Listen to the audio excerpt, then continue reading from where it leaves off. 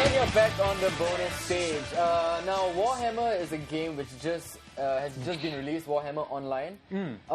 If you like MMORPGs, massively multiplayer online role-playing games, you will definitely like Warhammer Online. So here's a preview for you. Check it out. And we're back at Warhammer Online. I know this is Aaron's game. You know, he's been playing for a couple of months right now. 18 months in total, man. I've been on this project pretty much from when I began with EA, which was back in February of 2007. This is my baby. Your baby, yeah. I've been living and breathing Warhammer for that period of time, and really today is kind of like my birthing day of sorts. So we finally launched Warhammer Online. It's been phenomenal. We did a pre-order here for the collector's edition, which I can say the collector's edition is outstanding. About 700 people turned up throughout the day yesterday, collecting their collector's edition. Okay, so maybe you can tell us the status on the servers because it's like the first day, right? Yeah, absolutely. We're already seeing capacities range in medium to high in our Oceanic batch. Now, for EA, this is an absolute first. We've been able to put servers in Melbourne, Australia, which actually support Oceania. So typically when you're playing those other MMORPG games, the massively multiplayer online role-playing games out there, you're connecting through to North America. So EA, caring about the community, have actually gone ahead and we put servers in place in Melbourne, Australia. The big plus there is, it's huge, it's funny because there's a big Asian community that plays like, you know, these MMORPGs, and you're talking about Southeast Asia, you're talking about North Asia. I mean, even the poor guys down there in Australia and New Zealand who are the furthest away from North America. Exactly. You can imagine the latencies these guys have to deal with in playing like their role-playing games. Now you're sitting there, you're about to hack the guy beside you, all of a sudden he's behind you. Frame rate issues. There's no fun in that. Absolutely no fun. So trying to address that issue, EA went ahead and put some servers in place in Melbourne. So this is a real first for EA, and it's a first, for, as far as I'm aware, for the role-playing games around the world. The big thing with MMORPGs, and I'll use that acronym a bit here, which is massively multiplayer online role-playing games, is really the social aspect of the game itself. Typically, you know, people are used to playing games in isolation or maybe with their buddy side by side on the couch. The big thing with role-playing games, particularly the MMORPGs, is that you're playing a game in a social environment. So at any one point in time, there could be 2,000 to 3,000 people in your particular server, which means that as you run around, you're actually playing with people cooperatively and also competitively against those guys who are on the other side of... Don't play with yourself. Exactly. That's what the rule is here. Do not play with yourself. Play with friends. It's always more fun. So yeah, I mean, you've got that cooperative nature and you've also got the competitive nature. And that's where we sort of draw the line here with Mythic and Warhammer, is that we have two choices when you start up the game. You choose either to be on the good side, which is the order side, or on the bad side, which is the destruction side. Right now we're seeing our level 3 Bright Wizard running around. He seems to have a puppet on his hand of sorts. Okay, put that puppet away. Okay, so the level 3 Bright Wizard we've got here is actually taking part in what we call a public quest. This is another unique feature for Warhammer in that you don't need to actually get together a whole band of people to start questing through the game. You can just start the quest by yourself. And in this case here, as we start this quest, we'll actually see more people come in and actually help us complete this quest. I don't have to know these people beforehand. It's just that we happen to be in the same place at the same time. We can actually enjoy this quest together. Okay, cool. So I think, again, in those other role-playing games out there, typically you have to get together a band of 15 to 20 people to go ahead and... Exactly, to compete in these things, which limits a lot of people who maybe don't have the social skills to be able to make those friends. Jump in and jump out, right? Exactly. So right now we can jump into this quest, which is what we're doing. We're 36 of 50. We need to kill another 13 more creatures before the quest moves on to the next stage. But the key thing here is that I've got 4 guys which I've never met before who happen to just be working through this quest with me. So again, for the socially inept people out there, the guys that haven't got too many friends when they start out playing these games, it's a very easy way to make friends and join parties and join war bands, which again adds to the whole social aspect of the gaming nature. RVR is realm versus realm, and this is something that we're pioneering here with Warhammer as well. So that's new, right? It is. So in the game itself, you have what we call your PvE, or your player versus experience, which is the quest that we're actually going through right now. Another big difference here is the realm versus realm, or the player versus player combat that's included in the game. So the big thing with war is that war is everywhere. So no matter where you are in the game, at any point in time, you can join a zone which will take you into player versus player, or what we call realm versus realm combat. So if you're not really comfortable with realm versus realm, you can stick to the public quest. If realm versus realm is your thing, you can find that in any zone within the game. So if you like hacking skulls and cleaving heads, this is the place to do it. And who doesn't? Absolutely. Thanks a lot, man, Aaron. It's a pleasure. Thanks a lot.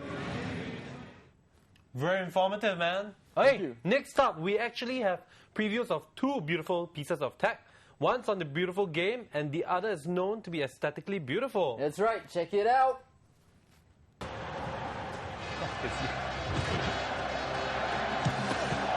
FIFA 09 is the latest installment in Electronic Arts' FIFA series of football video games. It boasts improved responsiveness that allows for quicker release of the ball and greater urgency in the off-the-ball running, as well as a new jostle system that takes into account the strength of the players when going shoulder to shoulder.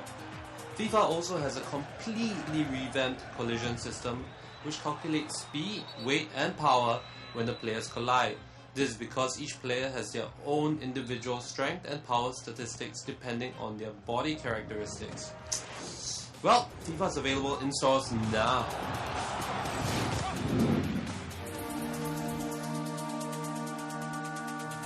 The new Macbook Pro heralds a revolutionary process in the way laptops are made. It features a solid aluminum unibody enclosure, making it thinner, lighter and more stunning. Supposedly. Under the hood, it has a 2.0 GHz or 2.4 GHz Intel Core 2 dual processor and an NVIDIA GeForce 9400M graphics processor with 256 MB of SD RAM shared with the main memory. It also has a 13.3-inch LED backlit glossy widescreen display and 1280 by 800 resolution. Weighing in at 2.04 kg, this sexy beast will be hitting our shores next Wednesday, October 22nd. Gadget of the week time, baby, let's go!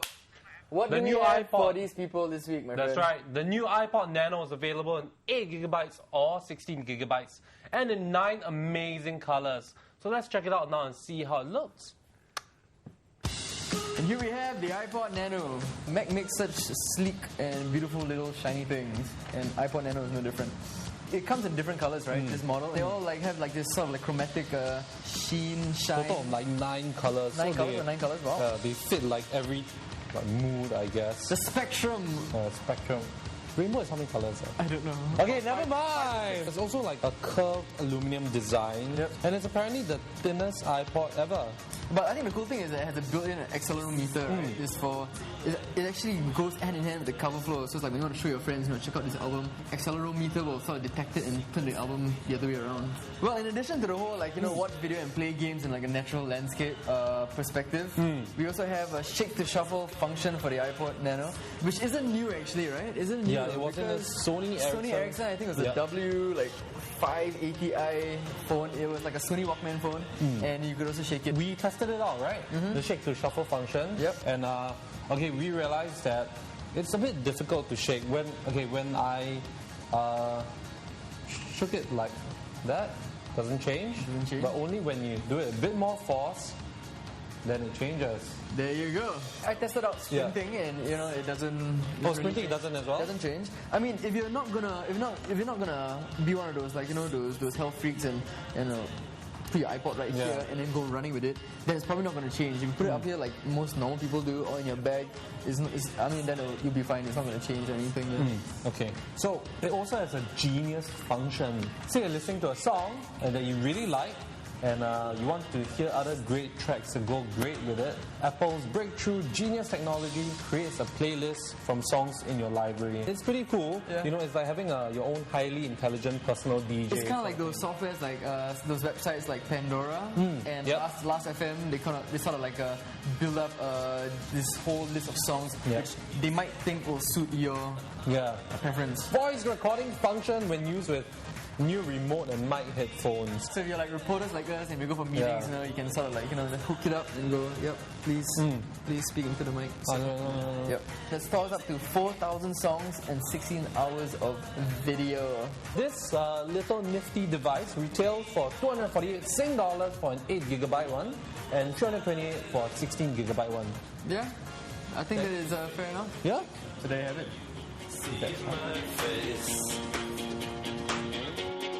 Okay, now Digital Live, the Straits Times Weekly Tech Pullout, is organizing the Rock Band competition. Check out the next clip to see how you can enter. Roll it. Microsoft's XO8 showcase will take place from October 24th to 26th at the Marina Square Atrium. Now, Digital Live is holding a Rock Band contest, and to take part, just email mkgdlpromo@svh.com.sg and in 30 words or less, explain why your band of 4 should be put on stage. The qualifying rounds are from 11 a.m. to 2 p.m. on October 24th and 25th, and the finals are from 3 to 6 p.m. on October 26th at the atrium of Marina Square. Rock on, baby! Okay, come and say hi to us at XO8, okay? Yep, remember we have got 5 sets of Saints Row 2 slingback singlets and posters to give away. All you need to do is email us at razortv@sph.com.sg and tell us in 10 words why the bonus stage rocks your world. That's right, baby. See ya!